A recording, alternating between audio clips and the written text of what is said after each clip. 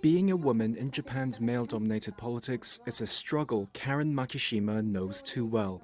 In this Sunday's snap elections, she's the only female candidate running for Japan's ruling Liberal Democratic Party in her 20-seat prefecture. Between campaign activities in the coastal constituency of Odawara, she says politicians like her have to constantly fight traditional sexist perceptions. The biggest drawback of having a low number of female legislators is that it doesn't change traditional perceptions that have long been criticized, that women are not suited to politics or that politics is for men. A record fifth of all election candidates this month are women, but Japan still has one of the widest gender gaps among lawmakers in the democratic world. Just 10% of its lower house lawmakers are women. That compares to an average of 30% in other G7 nations. Still, Makishima won her seat by a large margin in 2021 and remains hopeful for broader change. I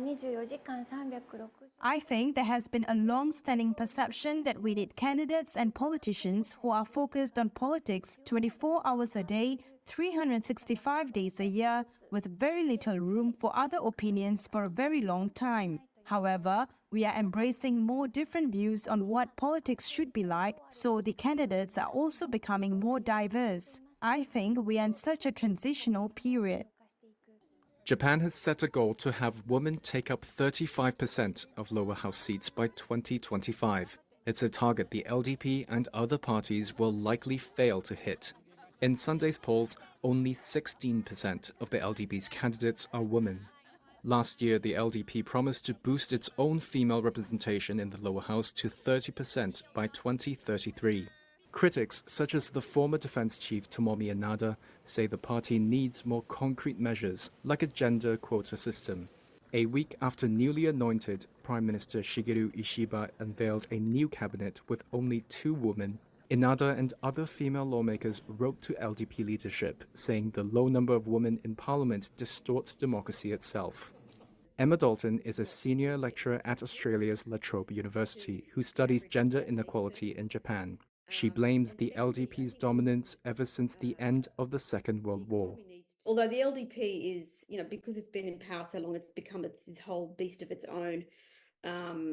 It's a catch-all political party, but it does represent a certain sector of the population, and that is an elite strata of men from certain families, from certain universities.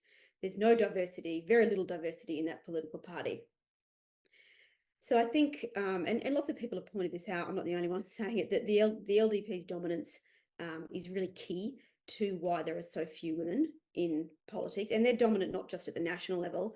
In an emailed response to Reuters' questions, the LDP said it has no plans to implement measures like a gender quota.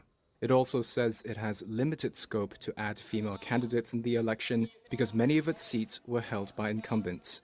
A government report in 2021 also highlighted other issues women in politics face: gender stereotypes, difficulties balancing other commitments such as raising children, and harassment. In a 2020-21 survey of more than 5,000 of Japan's local lawmakers, nearly 60% of female respondents said they had suffered harassment from the public or colleagues, versus a third of those who identified as male.